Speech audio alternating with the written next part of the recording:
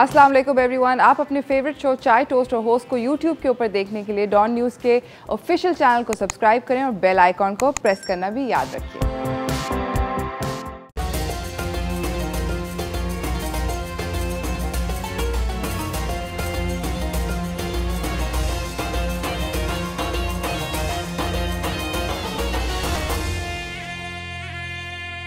सलाम Pakistan, welcome to chai toast और host. I hope आप लोगों का दिन अच्छा गुजर रहा है। It's a pleasant day and that you guys are doing well in life etcetera etcetera and with all the pleasantness that's incumbent.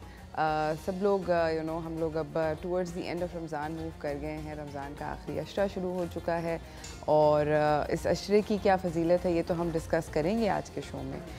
मगर more than that, I feel like I hope that all of us walk away from Ramzan as better people, as having learned something that is important, having learned something that we can share with others. कि हम लोग जो हैं आगे new year आता है, हम लोग न्यू ईयर की रेजोल्यूशन करते हैं, हम लोग ट्राई करते हैं कि जो भी न्यू ईयर रेजोल्यूशन करी है उसको फॉलो करें अच्छे से। कोशिश ये करें कि हम लोग अपने नए साल में अच्छी आदत लेकर जाएं। पर आई फील रमज़ान एक्चुअली में रीसेट होता है because new year is just one day, right. 31st से एक दिन की तारीख बदलती है।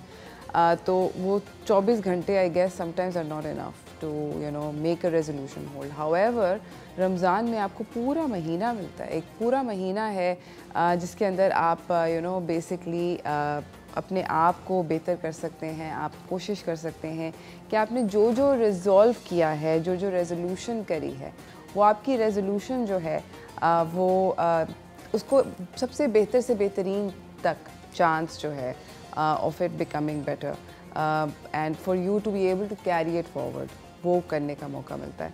तो आई थिंक कि whatever you guys have decided to do, whether and a lot of people do like amazing things, जुमे का दिन है तो मैं आप लोगों को बताना चाहती हूँ, बहुत सारे लोग बड़े ज़बरदस्त किस्म के रिजॉल्व्स करते हैं और उन पे स्टिक भी करते हैं। New diets, giving a bad habit, starting a good habit, all sorts of things. And it's easy because वो पूरे महीने का होता है। एंड जो हम लोग अक्सर बात करते हैं कि अगर आप कोई भी एक चीज़ को 20 डेज़ कर लें तो फिर वो आदत बन जाती है। तो Ramzan offers you a lot more than 20 days in order to do those things. सो कोशिश ये होनी चाहिए कि रमज़ान के महीने को एक स्प्रिंगिंग बोर्ड बनाया जाए, एक फॉर गुड थिंग्स।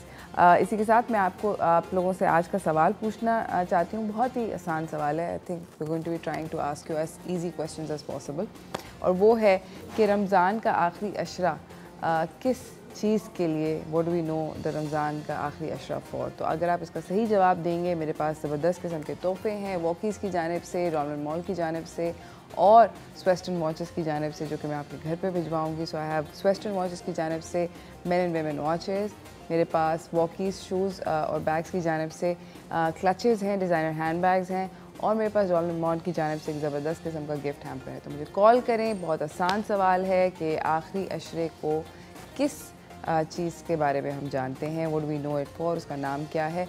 इसी के साथ हमेशा की तरह मैं आपको आज की टॉप स्टोरीज़ की जानिब लेकर जाना चाहती हूँ, तो चलते हैं उनकी तरफ।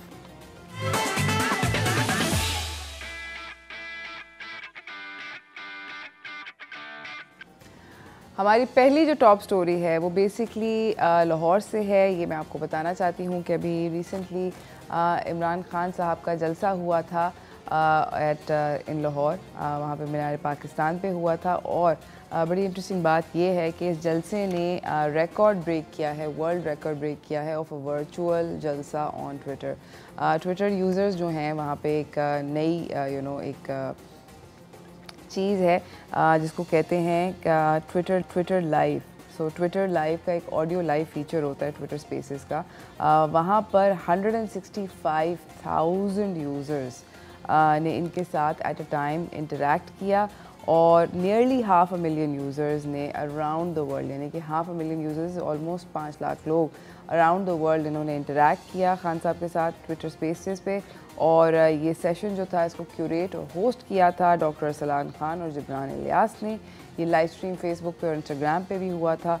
मैं आप लोगों को ये भी बताती हूँ कि बहुत सारी बातें उन्होंने जलसे के अंदर कहीं, और उन्होंने ये बोला कि बेसिकली पीटीआई जो है वो चाहती ये है कि अब कि फ़ौरन ही इलेक्शंस हों ताकि जो हुकूमत है वो बदले etcetera let's see what happens you know to each his own.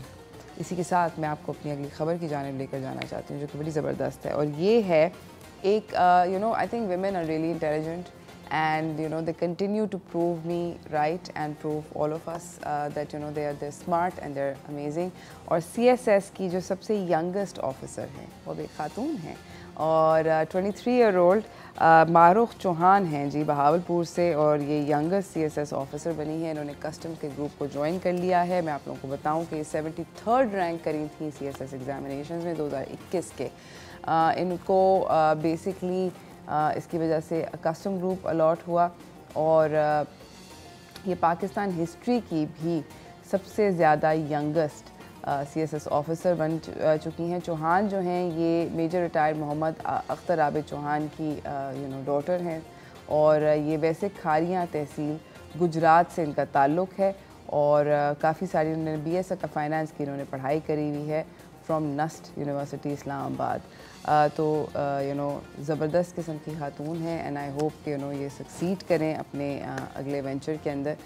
CSS exam जो होता है बाय द वे इन्होंने ये भी बोला कि इन्होंने किसी एकेडमी से जाके उसकी पढ़ाई शढ़ाई नहीं करी है।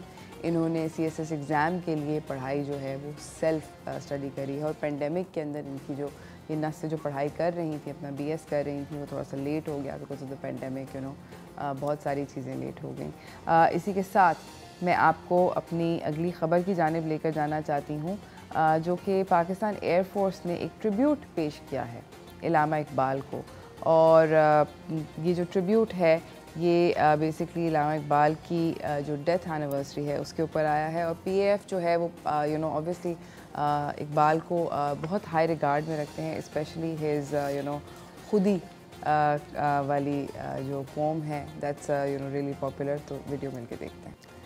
ये थी ये ट्रिब्यूट था जो कि PAF ने पेश किया इलामा इकबाल की डेथ एनिवर्सरी पे। इकबाल जो हैं obviously remains one of the greatest poets and philosophers that the East has you know produced and obviously is a huge source of inspiration Pakistan air force के लिए भी बल्कि मेरे ख्याल में पूरे के पूरे मुल्क के लिए होना चाहिए। उनकी कभी आप यू नो पोम्स को पढ़ना चाहिए और इस नीयत से पढ़ना चाहिए कि this is you know somebody who is trying to convey an entire ideology एक पूरी की पूरी मतलब सोच बदलने वाली यू नो पोट्री है उनकी। तो आई होप कि आप लोगों को यू नो टाइम मिले और may be in Ramzan during रोज़ा व्हाई नॉट क्यों नहीं। इसी के साथ नाज़रीन मैं जा रही हूँ एक छोटी सी ब्रेक की जाने। ब्रेक से वापस आएंगे थोड़ी सी और आपको खबरें शबरें सुनानी है मगर ब्रेक के बाद कहीं ना जाइएगा देखते रहिए चाय टोस्ट।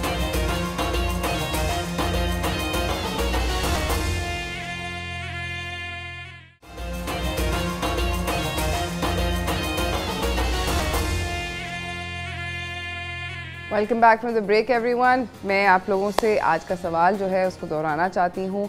रमज़ान के आखिरी अशरे को किस नाम से हम लोग जानते हैं? सही जवाब देने पर मेरे पास ज़बरदस्त किस्म के आप लोगों के लिए तोहफे हैं तो ज़रूर मुझे कॉल कीजिए यू नो ताकि आप जीत सकें। You know you can win some wonderful presents from me today. हम लोग बात कर रहे थे टॉप स्टोरीज़ के बारे में तो उन्हीं को कंटिन्यू करते हैं।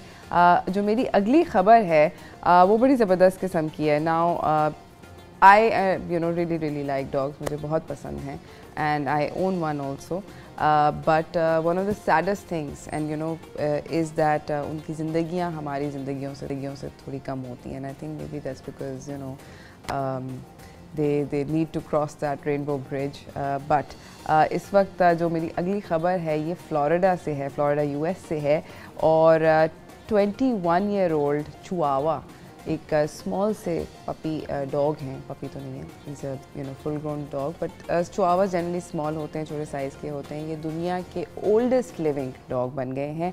21 साल इनकी उम्र है। ये जनवरी 9 2001 में इनकी पैदाइश हुई थी और इनका रिकॉर्ड इनको वेरीफाई करता है 21 साल 66 डेज़ का। जिनके जो डॉग की जो ओनर हैं जिज़ेला शोर इन्होंने यू नो इनको अडॉप्ट किया था एक बूढ़े कपल से एंड जुज़ेला जो हैं ये ऑलरेडी बाय द वे ये फॉस्टर करती रहती हैं एनिमल्स को. She is already fostered 150 dogs and puppies from the Peggy Adams animal rescue. And इन्होंने बाय द वे इस चुआवा का नाम 21 साला चुआवा का नाम है टोबी कीथ. इनका पहले नाम होता था पीनट बटर, बट फिर जिज़ेला ने इनका नाम चेंज कर दिया और इनका नाम टोबी कीथ कर दिया. And you know she said that Toby Keith को उनकी बर्थडे के ऊपर एक बाथ मिला, नेल ट्रिम मिला, फिर कार राइड मिली ताकि यू नो वो सेलिब्रेट कर सकें. और गिनेस जो है इन्होंने भी टोबी कीथ को प्रेजेंट्स भेजे.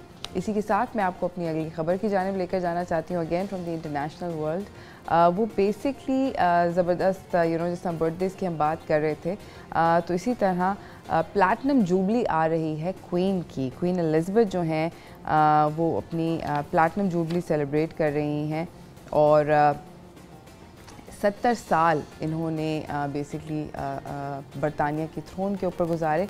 और टॉय मेकर मैटेल जो कि बारबीज़ भी बनाते हैं, उन्होंने एक बारबी लॉन्च करी है जो कि क्वीन एलिज़ाबेथ की लाइकनेस में होगी, यानी कि it will look like a queen, the queen. And ये बारबी ने एक आइवरी गाउन पहना होगा, ब्लू सैश पहना होगा जिस पे मिनिएचर यू नो मेडालियन और रिबन्स लगे होंगे, और टियारा पहना होगा like the one that the queen वोर ऑन हर वेडिंग डे. सो ये जो क्वीन एलिज़ाबेथ हैं बाय द वे ये 96 की हो जाएंगी इनकी उम्र ऑन थर्सडे. और ये अपने वालिद की किंग जॉर्ज की यू नो डेथ पे इन्होंने असेंट की थी थ्रोन 1952 में. ये लॉन्गेस्ट रूलिंग मोनार्क हैं अभी तक बरतानिया की हिस्ट्री के अंदर. सबसे ज़्यादा इनकी लंबा टेन्योर अभी तक इनका ही है. ये जो डॉल है जो बारबी ने मटेल के यू नो मटेल जो लॉन्च कर रहा है ये डॉल, ये लंदन के स्टोर्स हैरिट, सेल्फ्रिजेस, हैमलीज़ में प्लैटिनम ज्वेलरी से पहले बिकना शुरू हो जाएगी. Platinum jewellery by the way June में आ रही है. इसी के साथ मैं आपको अपनी अगली ख़बर की जानिब लेकर जाना चाहती हूँ जो कि अमेरिका से है. एंड ये बड़ी इंटरेस्टिंग सी खबर है. एक फुली फर्निश्ड घर जो है अमेरिका में, ये दुनिया का लोनलीस्ट होम करार दिया गया है और ये अब सेल पर है फॉर मिलियंस ऑफ डॉलर्स. ये डक लेजेस आइलैंड्स के अंदर यू नो ये घर है और 1.5 एकड़ साइज़ का ये पूरे का पूरा आइलैंड, यानी 1.5 एकड़ का तो आइलैंड है. और ये 1 बेडरूम प्रॉपर्टी है जिसकी कीमत इनिशियली $339,000 थी, $3,39,000 थी. और ये 450 स्क्वायर फुट हाउस है और it's called an introverts paradise. ये जो लेजेस हैं जो इस आइलैंड के इर्द गिर्द हैं, ये यहाँ पर बहुत सील्स आती हैं, कॉन्स्टेंटली एंटरटेन होंगे जो भी लोग रहेंगे. और कोई दरख्त नहीं है इस पूरे जजीरे के ऊपर, और ताकि आपको नेचर के बहुत ही अनइंटरप्टेड किस्म के व्यूज़ मिलते हैं. जो प्रॉपर्टी है ये 2009 में कंस्ट्रक्ट हुई थी और ये उन लोगों के लिए परफेक्ट है जो कोस्ट पे रहना चाहते हैं. आप इस आइलैंड को सिर्फ़ और सिर्फ विया बोट अप्रोच कर सकते हैं, और जब बोट चली जाती है तो बस फिर आप और ये जजीरा अकेले हैं. दुख कहना पड़ रहा है कि हालांकि मिलियंस ऑफ डॉलर्स का घर है, मगर ये आपको इसके अंदर बाथरूम नहीं है. सो इसी के साथ यू नो सील्स हैं, सीबर्ड्स हैं, ईगल्स हैं, सब कुछ है, बाथरूम नहीं है. But to each his own, like I said earlier कि यू नो सब लोग अपनी अपनी मर्ज़ी. हम लोग की ख़बरें जो हैं आज की उनका अख्ताम हो गया है. आज का सवाल जो है वो मैं आप लोगों के लिए रिपीट करना चाहती हूँ. बहुत आसान सवाल है, अगर जवाब देंगे तो ज़बरदस्त किस्म के तोहफे मिलेंगे. और आज का सवाल ये है कि रमज़ान के आखिरी अशरे को हम किस नाम से जानते हैं. अगर आप इसका सही जवाब मुझे देंगे तो मेरे पास ज़बरदस्त किस्म के तोहफे हैं आपके लिए. बात हम करेंगे आज रमज़ान की आखिरी अशरे की फ़जीलत के ऊपर, और वाकई में इसकी बहुत बहुत सारी फ़जीलत है.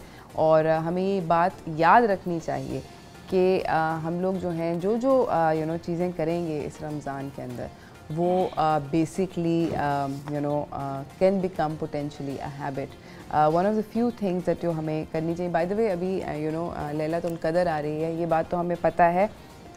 यू नो लैलतुल क़दर जो है वो रमज़ान के आखिरी अशरे के अंदर फॉल करती है, और हमें पता नहीं है कि कौन सी रातें हैं. और रातों की इंडिकेशन है हमें कि कोई ना कोई भी और रात हो सकती है जिसमें लैलतुल क़दर आ सकती है. बाय द वे हमारे साथ कॉलर भी हैं. मिसेस फ़ज़ल हैं पेशावर से. अस्सलाम वालेकुम मिसेस फ़ज़ल, कैसी हैं आप?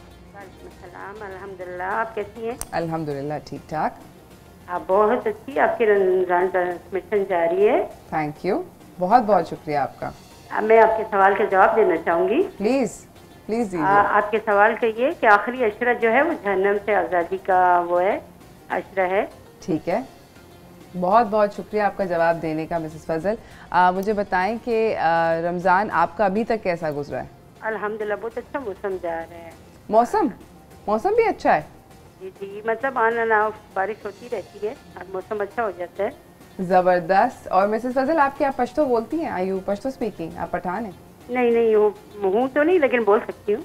ओह वाओ, ज़बरदस्त। मुझे तो को बहुत ज़्यादा पश्तो नहीं आती है, but I am so happy to hear कि क्या संगए। ओह, इसका क्या मतलब होता है?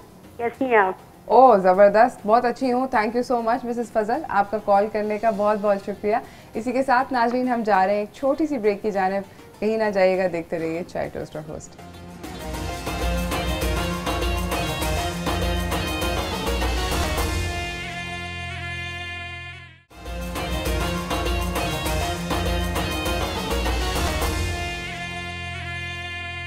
Welcome back from the break everyone. हम लोगों का आज का जो टॉपिक है, हम लोग बात करेंगे आप लोगों के साथ आखिरी अशरे की फजीलत के बारे में। हम रमज़ान के आखिरी अशरे में फॉर्मली एंटर कर चुके हैं एंड आई होप कि आप सब लोगों के जितनी भी अभी तक आपने इबादत करी थी वो अल्लाह कबूल करे। बात करेंगे कि इसकी क्या फजीलत है, इस अशरे की क्या इम्पोर्टेंस है, क्या अहमियत है। हम लोग अपने अगले मेहमान से चलते हैं दीन और दुनिया की जानिब।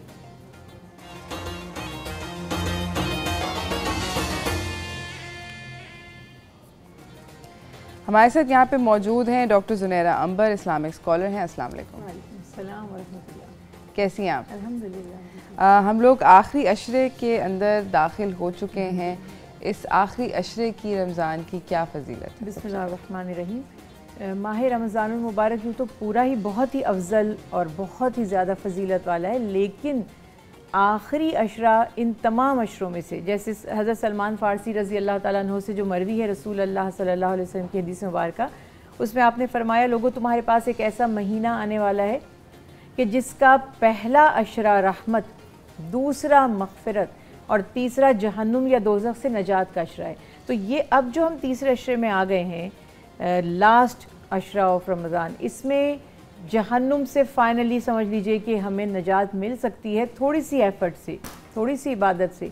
जैसे हमने पढ़ा, शुरू दिन से हम ये बातें सुनते भी आ रहे हैं कि एक एक दिन की इबादत आम दिनों से अगर आप उसको कंपेयर करते हैं तो कितनी, यानी कि एक नफिल की जो हैसियत है, जो अहमियत है, समझिए कि फ़र्ज़ की अदायगी के बराबर पहुँच गई सवाब में। जो नफली इबादत थी वो फ़र्ज़ पर, और फ़र्ज़ इबादत अब ज़ाहिर है उसको भी कुछ ज़्यादा होना चाहिए था, तो 70 टाइम मिनिमम उसका रिवॉर्ड बढ़ गया। तो हमने इस अशरे में ख़ास तौर पर इबादत करके अपने रब को राज़ी करना, और इस अशरे में इतनी ज़्यादा अहमियत इसकी है इंशाअल्लाह, आप जैसे आप अभी फरमा रही थी कि हम उस पर बात भी करते आएँगे। लेकिन अब ये कि समझिए कि ये मेहमान हमसे रुखसत होने वाला है, और आपने ये चीज़ फील की होगी, सभी ये बात कर रहे हैं कि इतनी तेज़ी के साथ माह रमज़ान के ये 20 दिन गुजरे कि बिल्कुल यकीन नहीं आ रहा। यानी अगर आप एकदम से सोचते हैं आज 21वां रोज़ा है तो बहुत ही ताज्जुब होता है कि ऐसी तेज़ी के साथ दिन गुजर रहे हैं। तो हम अपनी दुनियावी कामकाज में इतना मसरूफ़ हो गए, डेज़ तो वही हैं, 24 आवर का ही दिन है, ऐसा तो नहीं हुआ कि वो कम हो गया। लेकिन पता ये चल रहा है कि हम इतने इंगेज्ड हैं कि हमें वक्त के गुजरने का एहसास ही नहीं हो रहा। तो बस इस मेहमान को जितना राज़ी करके भेजें, खुश करके भेजें, क्योंकि इसने हमारी जाकर सिफारिश करनी है वहाँ पर। जैसे कोई एम्बेसडर आपके पास आ जाए और आप उससे अच्छा सलूक करें। तरीका कार क्या है, हम लोग क्या क्या ऐसे क्या अमाल कर सकते हैं, ऐसा क्या कर सकते हैं कि किसी तरह जितना भी वो क्या कहते हैं ना बेनिफिट मैक्सिमम मिल जाए। बिल्कुल, तो उसमें ये वाली बात सबसे अहम है, चूँकि अल्लाह के हबीब ने फरमाया सल्लल्लाहु अलैहि वसल्लम जहन्नुम से नजात का अशरा है। तो यूँ तो माह रमज़ान माह कुरान है, और फरमाया कुरान पाक में शाहरुर रमज़ान अल्लज़ी उनज़िला फ़ीहिल कुरान, कि ये वो शहर यानी महीना है जिसमें नुज़ूल कुरान पाक हुआ। तो अगर जनरल इबादत की बात करते हैं तो कसरत के साथ इसमें कुरान पाक की तिलावत, कुरान पाक की तिलावत में सिर्फ अरबी टेक्स्ट को पढ़ लेना काफ़ी नहीं है, या सिर्फ यही इसका हिस्सा नहीं है। अगर आप उसके ऊपर फोकस करें, उसके मीनिंग्स को समझें, उसके बैकग्राउंड को समझें, उसको फ्यूचर से रिलेट करके कि हमारे लिए इसमें क्या हुक्म है। जितना समझेंगे, बेशक आप कम पढ़ लें। जैसे हम लोग जब छोटे थे, मुझे याद है कि हम कंपटीशन हमारा, अच्छा तुमने कितने कुरान पाक पढ़ लिए, अपनी कज़न से, बहन भाइयों से, वो कह रहे हैं हमने 2 कुरान पाक आखिरी रोज़े तक, कोई 3 कोई 4। ये चीज़ अच्छी है सवाब के लिए, लेकिन उसके बजाय अगर आप 3 कुरान पाक पढ़ने के बजाय 1 भी पढ़ लें और उसको इस साल इन आखिरी स्पेशली दिनों में समझ लें कि मैं इसको जानूं कि अल्लाह ताला ने इस पाक कलाम में, जिसको माह मुबारक में नाजिल किया, या यूँ कहिए कि शायद ये महीना इसकी वजह से अफजल हो गया क्योंकि इसमें नुज़ूल कुरान पाक हुआ। तो हमें ये चेक करना है, जैसे क्यूरियोसिटी हर चीज़ में होती है ना, तो इसमें भी हो कि क्यों अल्लाह ताला ने क्यों इस माह रमज़ान को कुरान की वजह से इतना अफजल कर दिया। आखिर कुरान है क्या, कुरान पाक में क्या अहकामात हैं, क्या रीज़न है कि इसकी इतनी ज़्यादा फजीलत है कि पूरे महीने की इबादत बशारत दी जा रही है कि ये बख्शिश का महीना है। आप सल्लल्लाहु अलैहि वसल्लम फरमाते हैं कि बदकिस्मत है वो शख्स जो माह रमज़ान का महीना पाले और फिर भी अपनी बख्शिश ना करवा सके। यानी ये तो समझिए कि माफ़ी नामे का ऐलान हो गया। कोई मुजरिम है, फॉर एग्ज़ाम्पल, मैं एक एग्जाम्पल देने के लिए कह रही हूँ, या कोई मुजरिम सिर्फ ऐसा क्रिमिनल ऑफेंस नहीं है, कोई छोटी मोटी उसके ऊपर पेनल्टीज़ हैं, कोई फ़ाइन्स हैं, कोई ऐसी चीज़ें हैं, ड्यूज़ हैं उसके, और आप वो परेशान है, वो दे नहीं पा रहा, अदा नहीं कर पा रहा, या वो अपने आप को क्लियर नहीं कर पा रहा। अब उस सूरत में अगर उसको ये बता दिया जाए कि तुम्हारे पास एक दिन है, उस दिन अगर तुम आ जाओ और एप्लीकेशन अपनी सबमिट करवा दो तो सारे ड्यूज तुम्हारे माफ हो जाएंगे, क्लियर हो जाएंगे या वेव हो जाएंगे। अब आप सोचिए कि क्या वो शख्स अहमक है, क्या वो इतनी भी उसको सेंस नहीं है कि मेरे ड्यूज क्लियर हो रहे हैं जबकि मैं पे करने के काबिल भी नहीं हूँ। या तो वो इतना कॉन्फिडेंट इसलिए हो ना कि मैं तो कोई मसला नहीं है, मैं पे कर दूँगा। अब वो नहीं जा रहा और वो वहाँ से उसको माफ़ नहीं करवा रहा। एग्जैक्टली इसको अपनी लाइफ में हमें इम्प्लीमेंटेशन करना है कि पूरे साल हम वो प्रैक्टिस नहीं कर पाए जो कि एज ए मुस्लिम हमसे रिक्वायर्ड थी या हमें करनी चाहिए थी। तो अब ये महीना है, शॉर्टकट है, बचत हो रही है, नजात मिल रही है, माफ़ी मिल रही है। जो कुछ नहीं किया, जो करना चाहिए था, हुकूक पूरे नहीं हुए अल्लाह सुब्हानहू तआला के, तो चलो अब माफ़ी मांग लेते हैं। और थोड़ा सा करने से पूरे 11 महीनों की इबादत का सवाब मिल रहा है, तो क्यों ना इस माह रमज़ानुल मुबारक में हम अल्लाह को राज़ी कर लें। इसलिए थोड़ी एफ़र्ट ज़्यादा होनी चाहिए ताकि अल्लाह ताला की तरफ से, और ये फिर इंसान की शख्सियत पे असर भी डालता है। कभी कभी आपने देखा है कि अगर बहुत ज़्यादा मुश्किल चीज़ होती है तो इंसान हाथ पांव छोड़ के बैठ जाता है। बिल्कुल ऐसे। फॉर एग्जांपल, अगर आपको अपना वार्डरोब भी टाइडी अप करना है और अगर वो बहुत मैसी है तो आप इम्पॉसिबल, आप थोड़ा सा थोड़ा बहुत काम कोई कर दे नहीं हो रहा, तो आप कहते हैं मैं फिनिशिंग टच मैं दे सकती हूँ। तो ये बिल्कुल ऐसा ही है कि आप थोड़ा सा करेंगी, इंशाल्लाह अजर बहुत ज़्यादा मिलेगा। ज़बरदस्त। मुझे बताएं कि अभी हमने जिक्र किया कि लैलतुल क़द्र एक ऐसी रात है जो कि इस पर्टिकुलर अशरे के अंदर फॉल करती है। बिल्कुल। तो अब आज मेरे ख्याल में 20वां रोज़ा है, 21वां रोज़ा है, 21वां रोज़ा। तो tonight and any other odd night. जी जी। तो क्या ऐसी इबादात हैं जो कि हमें करनी चाहिए, क्योंकि हमें पता नहीं होता, बिकॉज बहुत सारे लोग कहते हैं नहीं वो 27 की ही रात होगी लैलतुल क़द्र। अच्छा, ये बिल्कुल आपने ठीक कहा और बहुत अच्छा ये पॉइंट आउट कर दिया, क्योंकि इस पे मैं बात करना भी चाहती हूँ कि देखिए अगर हम ये मेक श्योर कर लें 27 ही की रात है, then there is no point to give you full odd nights in last अशरा। क्यों अल्लाह के नबी ने नहीं फरमा दिया? हमें जितना भी दीन का इल्म मिलता है वो हमें कहाँ से मिलता है? दीन से रिलेटेड जो भी चीज़ें हैं वो हम अपने एक्सपेरिमेंट्स कर कर के नहीं निकालते हैं, बल्कि वो ऑलरेडी मेंशन्ड है, जैसे कुरान पाक में, और सेकंड सोर्स है हदीस मुबारका या आपकी सुन्नत। अगर इन दो चीज़ों में वो हुक्म नहीं है, वैसे तो आप मतलब अच्छे काम कुछ भी करते जाएं, लेकिन ये दिन ये है 27वां या वो 29वां है, ये हमें कैसे पता चल सकता था अगर हमें अल्लाह के नबी ना बताते? कोई भी हमारे पास तो सोर्स नहीं है जानने का। तो अल्लाह के नबी हज़रत मोहम्मद मुस्तफ़ा सल्लल्लाहु अलैहि वसल्लम ने फरमाया कि माह रमज़ानुल मुबारक में एक ऐसी रात है जिसकी इबादत 1000 महीनों की इबादत से अफजल है, और वो शब क़द्र है। एब्सोल्युटली। लैलतुल क़द्र या शब क़द्र कब आती है और किस तरह और क्या क्या इबादत हमें करनी चाहिए, ये हम जानेंगे डॉक्टर जुनैद से, मगर ब्रेक के बाद। कहीं ना जाइएगा, देखते रहिए चाय टोस्ट और होस्ट।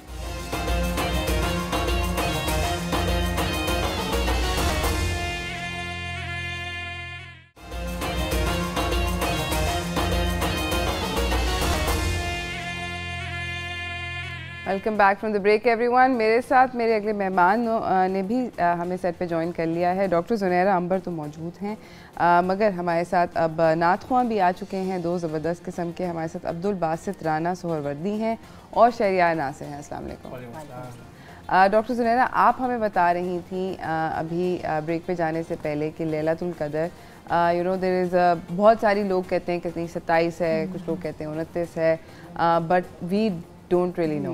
तो इसकी सिग्निफिकेंस क्या है और क्या करना चाहिए? बिल्कुल, ये बहुत अहम है कि हम इस बात को समझें, और इसीलिए मैं अर्ज़ करी थी कि सवाल बहुत अच्छा है। वैसे आमतौर पे मैं ये जुमला कहना नहीं चाहती क्योंकि हर कोई ये कहता है ना, सवाल आपने बहुत अच्छा किया, लेकिन ये वाकई बहुत अहम है क्योंकि अभी तक यानी कितने साल हो गए हमें ये बात सुनते हुए कि रसूल अल्लाह सल्लल्लाहु अलैहि वसल्लम ने फरमाया, जब पूरी एक हदीस मुबारक इतनी डिटेल्ड है जो हज़रत सलमान फ़ारसी रज़ी अल्लाह तआला अन्हु से मरवी है, उसके थोड़े थोड़े पार्ट्स हम रेलिवेंट जो होते हैं वो कोट करते हैं कि आपने फरमाया कि इस माह में एक रात है, यानी पहले पूरे महीने की फजीलत बयान फरमाई, फिर फरमाया इस माह में एक रात है जो 1000 महीनों से अफजल है।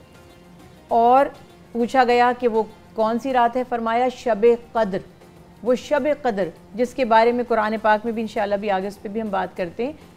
तो फिर रसूल अल्लाह सल्लल्लाहु अलैहि वसल्लम ने फरमाया कि उसे माह रमज़ानुल मुबारक के आखिरी अशरे की ताक रातों में तलाश करो। ताक यानी ऑड और जुफ्त इवन होता है। तो ताक रात से मकसद ये है कि 21वीं शब, 23वीं या फिर 25वीं या 27वीं या 29वीं।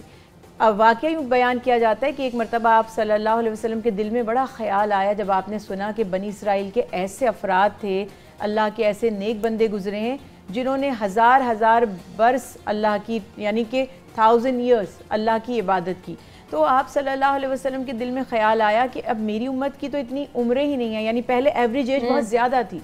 तो अब जब दिल में ख्याल आया कि ये लोग इतना अजर कैसे पाएंगे, इनको इतना सवाब कैसे मिलेगा, तो अल्लाह सुब्हानहू तआला ने जिब्राइल अलैहिस्सलाम को ये बशारत, ये खुशखबरी देकर भेजा कि आप राज़ी हो जाएं कि आपकी उम्मत के लिए एक ऐसी रात है माह रमज़ान के आखिरी अशरे में कि अगर उन्होंने उस एक रात को पा लिया, यानी उसमें एफर्ट की, इबादत की, मैं उन्हें इतना अजर अता करूँगा जैसे 1000 साल इन्हें या 1000 महीने इन्हें इबादत का अजर सवाब अता किया गया था।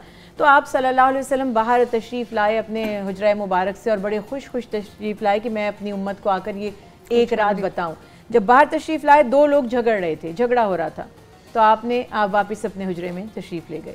फिर बाद में आपने फरमाया कि मुझे एक रात तुम्हारे लिए बताई गई थी, लेकिन तुम्हारे झगड़े की वजह से अब वो रात मुझसे उठा ली गई है, अब तुम उसे माह रमज़ान की आखिरी अशरे की ताक रातों में तलाश करो। यहाँ जहाँ पर एक तरफ हमें ये लगता है कि थोड़ी सी शायद नाराज़गी नज़र आ रही है कि झगड़ रहे थे, तो एक जो ब्लेसिंग्स सी मिलने वाली थी, वो खुशखबरी मिलने वाली थी, वो रह गई। दूसरी तरफ अल्लाह के नबी ने फरमाया कि अल्लाह की ख़ास रहमत है क्योंकि कोई से महरूम ना हो जाए। हो सकता है कि मुझे 21वीं शब मौका ना मिले, कोई ऐसी मजबूरी हो तो मिस हो जाएगी, 23वीं इबादत कर लूँ, मुझे 23वीं शब को मौका ना मिले, 25वीं रात मिल जाए, यानी ये 5 रातें हमें मिल गई हैं कि अगर इनमें हमने एफर्ट कर ली, एक तो इससे ये फ़ायदा होगा कि अजर सवाब ज़्यादा मिलता चला जाएगा क्योंकि बजाय एक रात के हम 5 रात इबादत करेंगे। दूसरा ये कि इंशाअल्लाह वो किसी ना किसी सूरत में आप उस रात को पा लेंगे। तो ये जो एक आम फहम हमारे यहाँ बात बन गई है, कुछ असहाबे कराम रिज़वानुल्लाह अलैहिम अजमईन के, कुछ बुजुर्गान दीन के अक़वाल हैं जिसमें एक तरह से उन्होंने निशानदेही फरमाई कि 27वीं किसी ने इशारा फरमाया कि 27वीं शब होगी, किसी ने 29वीं शब। हमें इसको यकीन से नहीं कहना चाहिए कि यही शब है।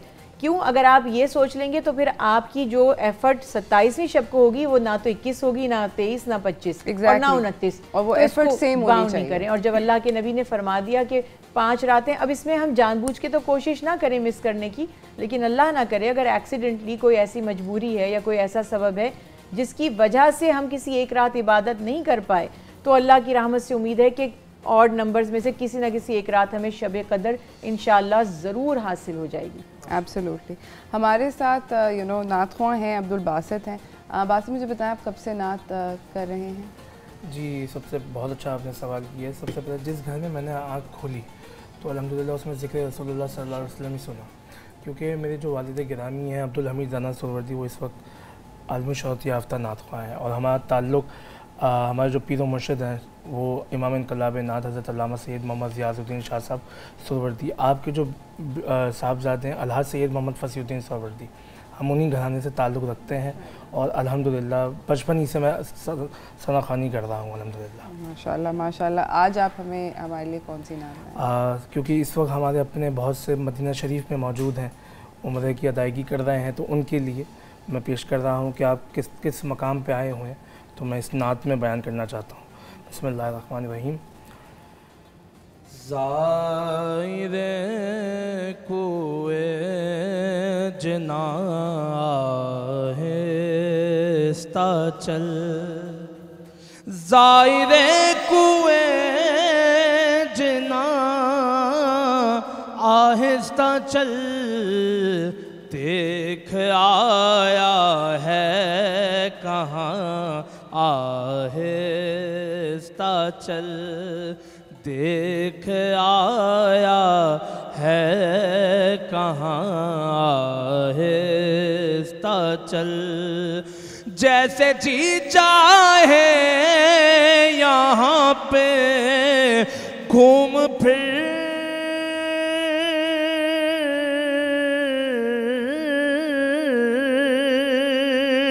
जैसे जी चाहे यहाँ पे घूम फिर, ये मदीना है यहाँ आहिस्ता चल, ये मदीना है यहाँ आहिस्ता चल, है हुजूरी में मलक 70,000,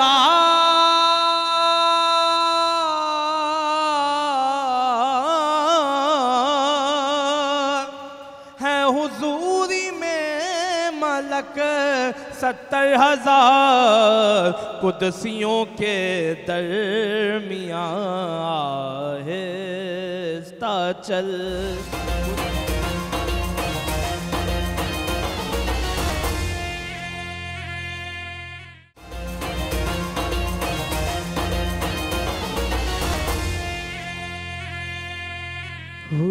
हुजूर मेरी तो सारी बहार आप से है,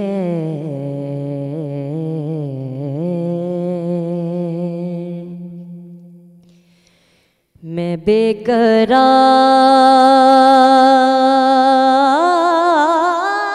बेकरार था, मैं बेकरार था, मेरा करार आप से है, हुजूर मेरी तो सारी, मेरी तो हस्ती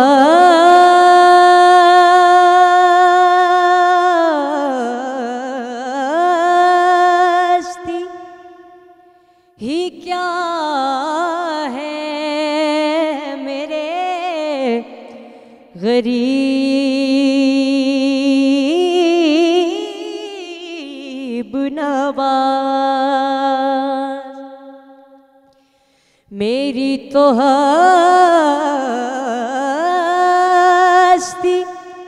ही क्या है, मेरे गरीब नवाज, जो मिल रहा है मुझे सारा प्यार आप से है,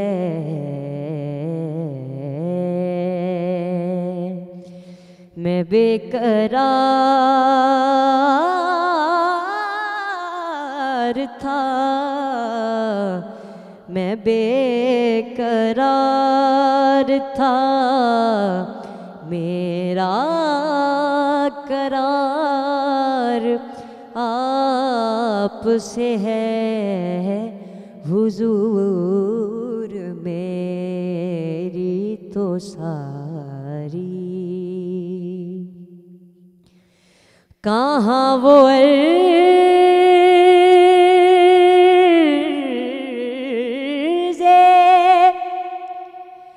मदीना,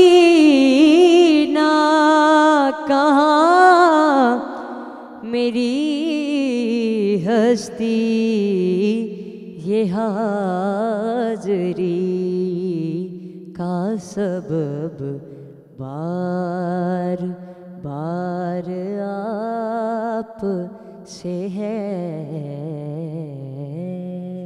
सुभान अल्लाह, सुभान अल्लाह। बहुत बहुत शुक्रिया शहरियार आपका। हमारे साथ शहरियार नासिर हैं, नात ख्वां अब्दुल बासित राना सोहरवर्दी हैं, ये भी नात ख्वां हैं, और हमारे साथ डॉक्टर ज़ुनैरा अंबर बैठी हुई हैं, इस्लामिक स्कॉलर। बात हो रही है इस आखिरी अशरे की फजीलत के बारे में ओवरऑल, बट आज लैलतुल क़द्र को भी आपने टच अपॉन किया बिफोर द ब्रेक, एंड मैं आपसे जानना चाहती हूँ कि कोई ख़ास अमाल हैं जो कि हमें आखिरी ताक रातों में करने चाहिए, बिसाइड्स हर कोई कोशिश तो यही करता है कि you recite the Quran and से योर प्रेयर्स। जैसे रसूल अल्लाह सल्लल्लाहु अलैहि वसल्लम पर नुज़ूल कुरान पाक हुआ है और हम सब इस पर बिल इत्तेफाक यानी कि हम एग्री करते हैं कि अल्लाह की तमाम नेमतों में से जो सबसे बड़ी नेमत है वो कुरान पाक है, और सब मोजज़ात जो अल्लाह के हबीब मोहम्मद मुस्तफ़ा सल्लल्लाहु अलैहि वसल्लम को अता किए गए उनमें सबसे बड़ा इल्मी मोजज़ा वो भी कुरान पाक है।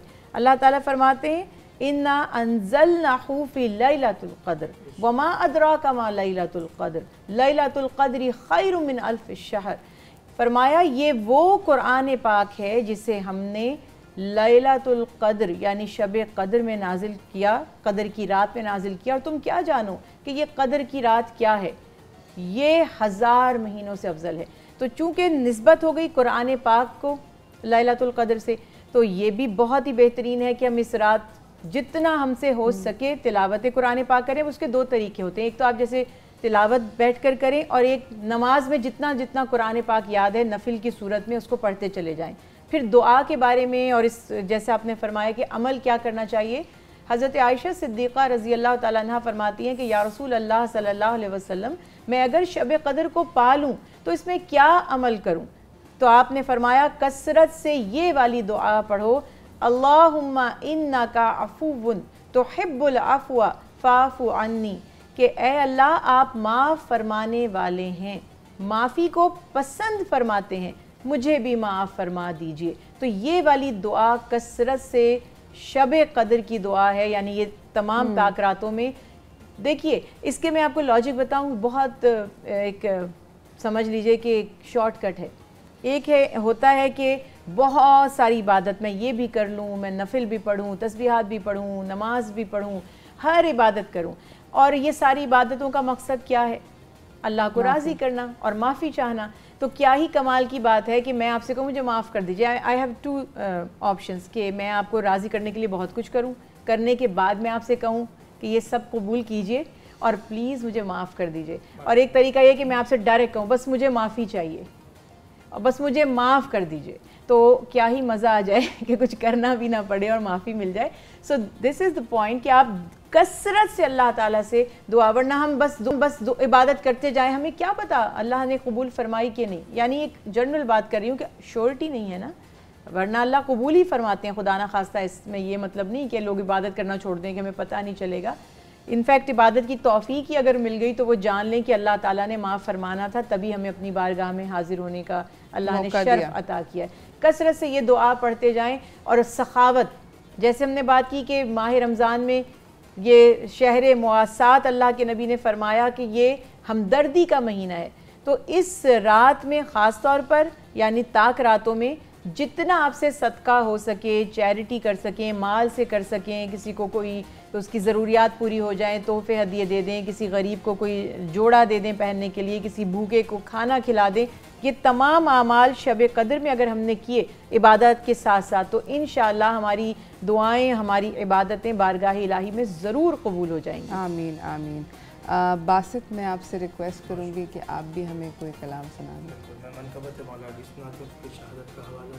बिल्कुल।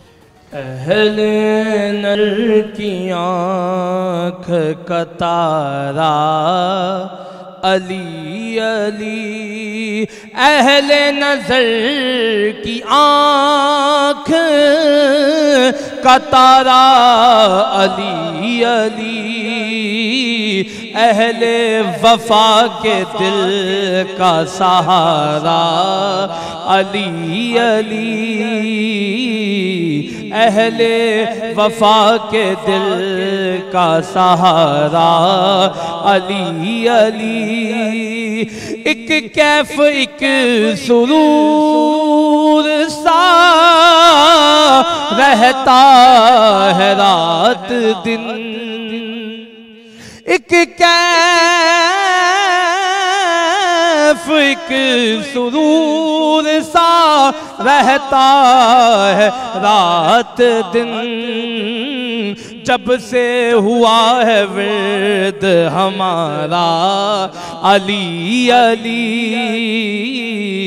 जब से हुआ है विर्द हमारा अली अली। और शेर काबिल गौर, दुनिया में सबसे आली घराने के नूर हो, इस वास्ते है नाम तुम्हारा अली अली, इस वास्ते है नाम तुम्हारा अली अली। और मौला अली की जो मोहब्बत है वो क्या कमाल दिखाती है, समाज फरमाए। आज़म ये मग़फ़िरत की सनद है हमारे पास, आज़म ये मग़फ़िरत की सनद है हमारे पास, हम हैं अली के और हमारा अली अली, हम हैं अली के और हमारा अली अली, अहले नजर की आँख का तारा अली अली। सुभान अल्लाह, सुभान अल्लाह, माशाअल्लाह। डॉक्टर ज़ुनैरा, आप मुझे ये बताएं कि ये जो पूरे साल की हम लोग इबादत करते हैं, मगर बहुत सारे लोग रमज़ान के अंदर इत्तिकाफ़ में भी बैठते हैं, तो इसके ऊपर थोड़ा सा। जी, इत्तिकाफ़ के लिटरली अगर मीनिंग्स की तरफ जाते हैं तो उसके मायने होते हैं किसी जगह पर जम कर बैठ जाना, यानी कि बस अब जैसे, खैर दिस इज़ टोटली नेगेटिव जो धरना हम देते हैं, लेकिन मैं मीनिंग समझाने के लिए बस बैठ गए। बैठने का मकसद जो हमारी दरख्वास्त है वो पूरी हो, वही करते हैं ना कि बैठ जाते हैं। लिटरली उस ज़माने में इबादत के लिए लोग जमकर बैठ जाते थे। जो लोग अल्लाह को नहीं मानते थे, किसी भी चीज़ की इबादत करते थे, वो उसके आगे जमकर बैठ जाते थे। जब मूसा अलैहिस्सलाम निकले अपनी कौम को लेकर बनी इसराइल को फ़िरौन की क़ैद से, तो वो रास्ते में सफ़र करते चले गए। वो रास्ते में से गुजरे तो उन्होंने देखा एक कौम है, अपना एक उसने वो माबूद बनाया हुआ है, कोई भी उसका जो सो कॉल्ड जो भी उनका फैब्रिकेटेड एक खुदा था, और वो उसके आगे जम कर बैठे हैं। तो वो मूसा अलैहिस्सलाम से कहते हैं कि हमें भी कोई ऐसी ज़ाहिरी शक्ल में चाहिए अल्लाह, ताकि हम भी जम कर उसकी इबादत के लिए बैठ जाएं। तो हमारे दीन ने हमें ये तरीका बताया जो दूसरे तमाम मज़ाहिब से डिफरेंट है, कि आपको अल्लाह पर गैब पर ईमान लाना है, बग़ैर देखे ईमान लाना है, क्योंकि अल्लाह के मिसल कोई चीज़ नहीं है जिसको हम माज़ अल्लाह माबूद समझ कर उसके सामने बैठ जाएँ। हम जब बैठते हैं अल्लाह की इबादत के लिए तो अपने आप को दुनिया से, क्योंकि वैसे तो इस्लाम में तारिक दुनिया यानी दुनिया को छोड़ देना, बिल्कुल ही आइसोलेटेड हो जाना, वो हराम है। हम यूँ नहीं कर सकते कि मैं कहूँ बस मुझे अल्लाह को राज़ी करना है, मैं गिव अप कर रही हूँ दुनिया और मैं जा रही हूँ इबादत करने। एक साल में ये 10 दिन ऐसे ख़ास तौर पर हैं जो सुन्नत नबवी सल्लल्लाहु अलैहि वसल्लम से साबित हैं। आप सल्लल्लाहु अलैहि वसल्लम माह रमज़ान में हर साल आखिरी अशरे में, यानी ये जो आखिरी 10 दिन हैं, इनमें एतिकाफ़ फरमाते थे। और उसका तरीका ये था कि एक जगह जो मस्जिद ही में होती थी उसको मखसूस फरमा लिया इबादत के लिए, और वहीं पर बैठकर अल्लाह की इबादत होगी। 20वीं शब को मगरिब से पहले पहले बैठेंगे, और जब 30वीं या 29वीं शब को डिक्लेयर हो जाएगा कि चांद नज़र आ चुका है, तो वहाँ से वो छोड़ देंगे इबादत को, और ये एतिकाफ पूरा हो जाएगा। इसमें सारे फ़राइज़ भी अदा करेंगे, रोज़े भी रखेंगे, और ये सुन्नत नबवी सल्लल्लाहु अलैहि वसल्लम है। और इसमें 100% आपके पास चांसेस होते हैं कि आपको शब कदर मिल जाएगी। बेनिफिट क्या होता है एतिकाफ का, ये हम डॉक्टर जुनैरा से पूछेंगे इस ब्रेक के बाद। कहीं ना जाइएगा, देखते रहिए चाय टोस्टर होस्ट।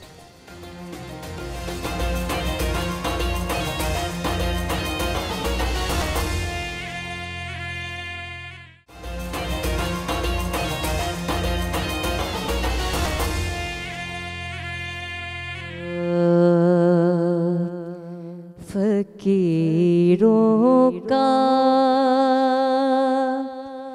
है क्या चाहे, जहाँ बस्ती बसा बैठे।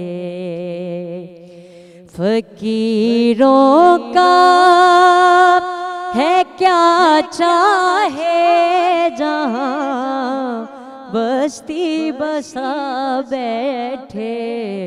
अली वाले जहाँ बैठे, अली वाले जहाँ बैठे, वहीं जन्नत बना बैठे।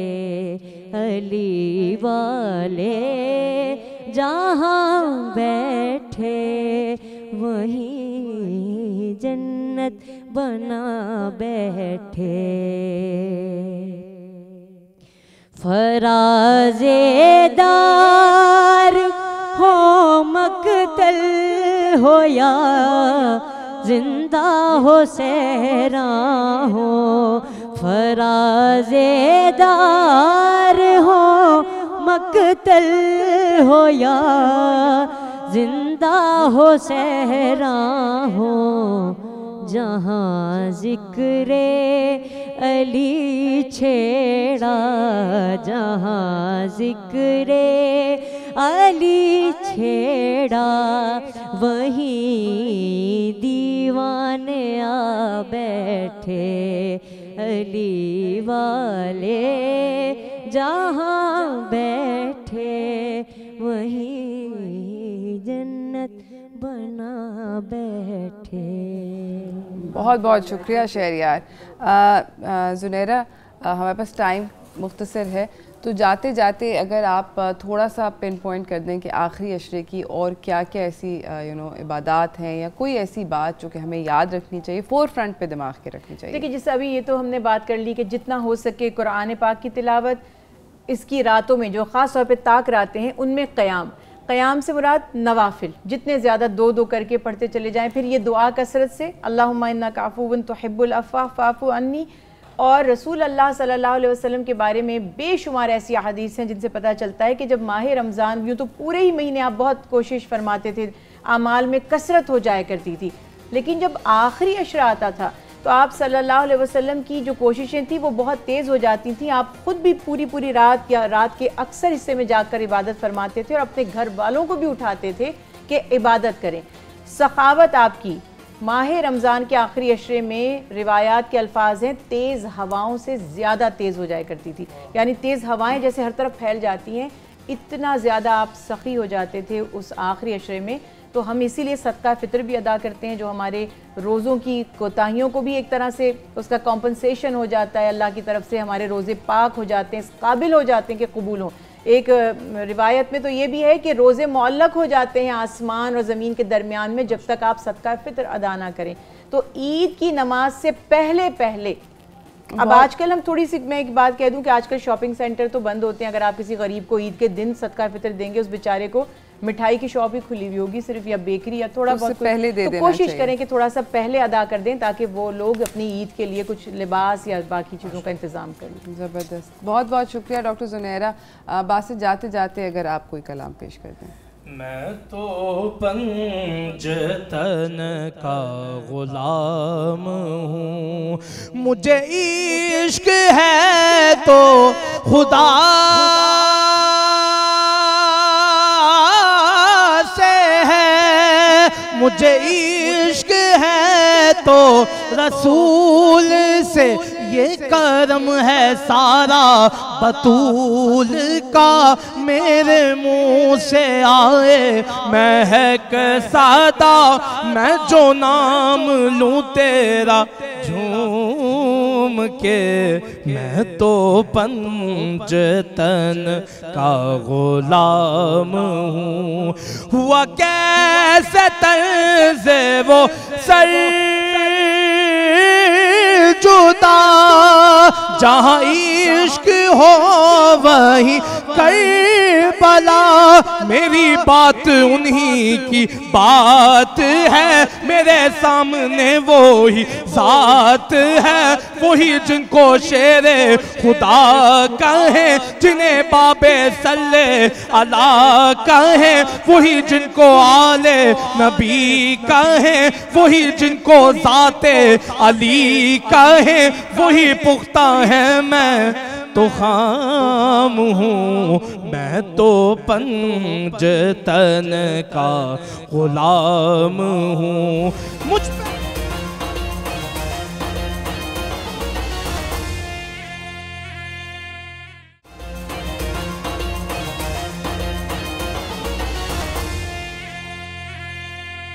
Welcome back from the break everyone. मेरे साथ में अगले मेहमान जो हैं उन्होंने हमें ज्वाइन किया हुआ है लाहौर स्टूडियो से। डॉक्टर मोहम्मद अमजद साकिब हैं, ये फाउंडर हैं अखुवत फाउंडेशन के। अस्सलाम वालेकुम। वालेकुम अस्सलाम। कैसे हैं सर आप?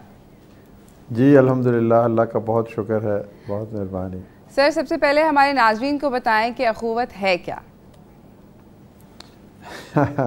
ये बड़ा दिलचस्प सवाल है। अखुवत दो चीज़ों का नाम है।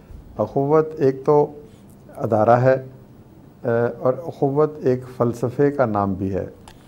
बतौर अदारा ये कर्ज़ हसन देता है और तालीम देता है बग़ैर फ़ीस के, और कुछ छोटे छोटे और काम करता है। और बतौर फ़लसफ़ा ये मवाक़ात मदीना की उस दरख्शां रवायत का अलमबरदार है जिसको नबी पाक सल्लल्लाहु अलैहि वसल्लम ने कायम किया, और जिसमें बताया कि मुआशरे में अगर दो तबके हैं, एक हैव्स का और एक हैव नॉट्स का, तो उनको अगर बाहमी जोड़ दिया जाए, उनके दरमियान मोहब्बत और भाईचारा बन जाए तो मुआशरा बेहतर हो सकता है। तो यही मुख्तसर सा जवाब है कि ये एक सोच और फ़िक्र भी है, और उस फ़िक्र और सोच की अमली तस्वीर बतौर एक अदारा भी है कि जिसके तहत हमने कर्ज़ हसन दिया लोगों को, हैव्स और हैव नॉट्स को जोड़ा, और 162 अरब रुपए देने के बाद 50 लाख ख़ानदानों को गुर्बत से निकलने का अज़्म और हौसला बख्शा। सही। सर मुझे बताएं कि आप लोग जो कर्ज़ा हुस्न देते हैं जिसकी आप बात कर रहे हैं, इसके अंदर एक बहुत ही इंटरेस्टिंग किस्म की बात है कि आपका 99.9% रिटर्न रेशो है, कि यानी कि जिसको भी आप लोग कर्ज़ा देते हैं वो कर्ज़ा अपना वापस करता है टाइमली फ़ैशन में। मुझे ये बताएं कि ये कैसे होता है, ये achievement, how is this possible? ये देखें, हमें न जाने क्यों ये यकीन दिला दिया गया है कि हमारे इर्द गिर्द लोग झूठ बोलते हैं, बददयानत हैं या वादा पूरा नहीं करते। ऐसा नहीं है। पाकिस्तान एक ख़ूबसूरत मुआशरे का नाम है और यहाँ के बसने वाले लोग बहुत अच्छे हैं। शर्त सिर्फ इतनी ये है कि आपको ख़ुद भी अच्छा होना चाहिए। जो सलूक आप करेंगे वही सलूक मिलेगा। आप कांटे की फसल बोएंगे तो कांटे मिलेंगे, गुलाब बोएंगे तो गुलाब मिलेगा। तो हम उनको जो कर्ज़ देते हैं ये बग़ैर सूद के होता है, ये मवाक़ात के फ़लसफ़ा के तहत होता है। ये बड़े प्यार और मोहब्बत से, हम कोई जाके उनको ये नहीं कहते कि हम कर्ज़ा देने वाले हैं, हम तो कहते हैं कि हम मवाक़ात के रिश्ते से तुम्हारे भाई हैं। अगर तुम्हें अपनी कारोबार के लिए, ज़िंदगी में आगे बढ़ने के लिए कर्ज़ चाहिए तो हम तुम्हें कर्ज़ हसन देंगे। ये तुम्हें इसलिए मिलेगा कि जिसको कल मिला था उसने वापस कर दिया अपनी ज़रूरत के बाद, अब तुम वापस नहीं करोगे तो अगला महरूम रह जाएगा। तो यूँ एक औरा जिसे कहते हैं ना कि एक अखलाकियात का एक माहौल जन्म लेता है जिसमें उस शख्स को इस भाईचारे के रिश्ते के तवसत से जब पैसे मिलते हैं तो वो फिर वक्त पे वापस करता है, और फिर वो वापस इसलिए भी उसको पता होता है कि भाई एक दफ़ा पैसे लेने से तो मेरी गुर्बत ख़त्म नहीं हो रही, अगर मेरा रिलेशनशिप अच्छा रहा और मैंने अच्छे तरीके से क्रेडिट वर्दीनेस का सबूत दिया तो फिर मुझे इससे बड़ा कर्ज़ा भी मिल सकता है। तो यूँ ये सिलसिला बाहमी एतमाद और भरोसे की बिना पर और उसकी ज़रूरत की अहमियत की बिना पर ये हमारा काम आगे चलता है। फिर अच्छे लोगों की तलाश, उनकी मॉनिटरिंग, उनकी सपोर्ट और ये सारे काम भी हैं जिनकी वजह से अल्हम्दुलिल्लाह 100% रिकवरी होती है हमारी। बहुत बहुत शुक्रिया। नाज़रीन ब्रेक पे जा रहे हैं, ब्रेक से वापस आएंगे, गुफ्तगू को जारी रखेंगे।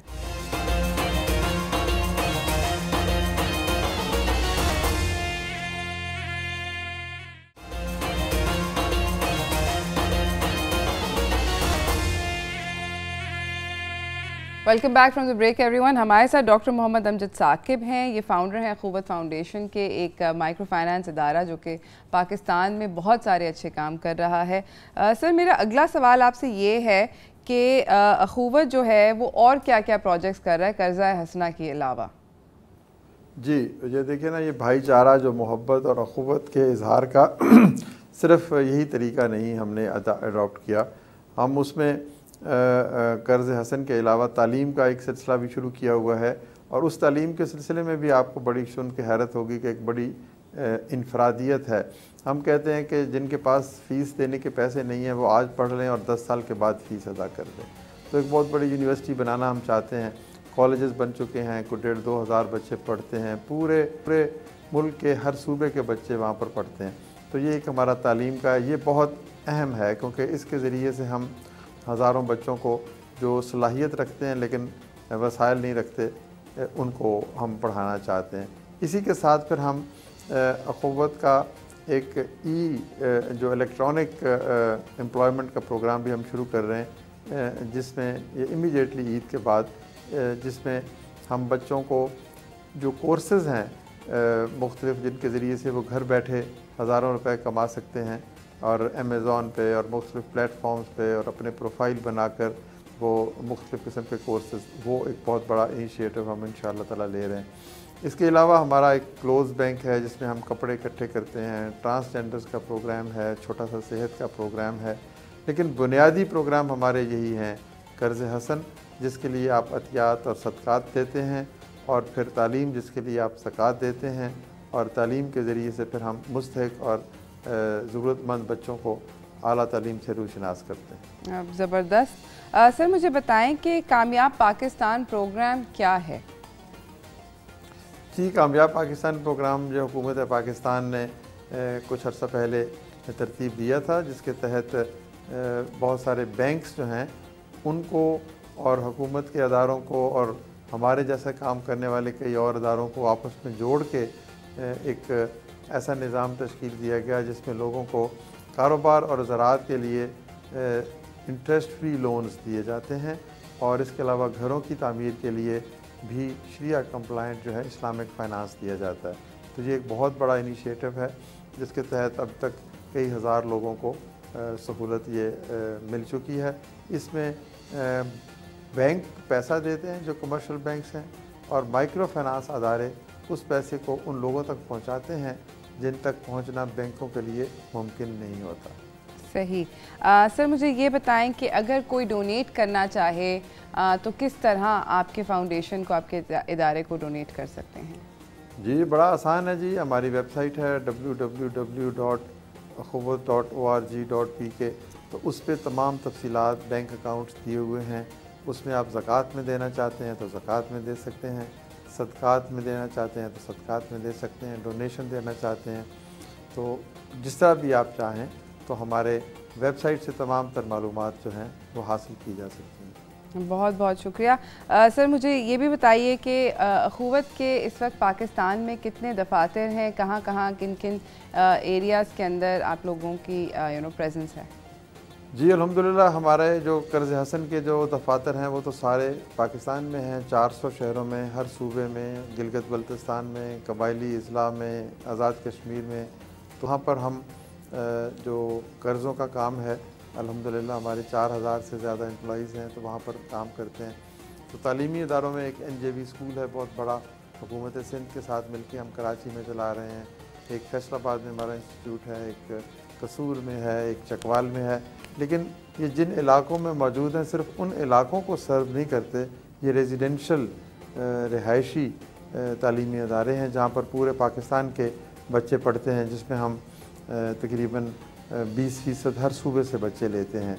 तो ये एक नेशनल, एक कौमी तसव्वुर है और कौमी यकजहती और हम आहंगी का इजाफ़ा भी हमारी एक ऑब्जेक्टिव में शामिल है कि ये आलमी इंसानी भाईचारे की ये तहरीक है जो अल्लाह के रसूल सल्लल्लाहु अलैहि वसल्लम ने सिखाई, और इसके तहत हम सब लोगों को irrespective of caste, colour, creed, religion हम उसको सर्व करते हैं। बहुत बहुत शुक्रिया डॉक्टर साहब। इसी के साथ नाज़रीन मेरे पास आज के टाइम का अख्ताम हुआ है। आप लोगों का बहुत शुक्रिया शो देखने का। कल मुलाकात होगी एक नए शो के साथ, तब तक के लिए अल्लाह हाफ़िज़।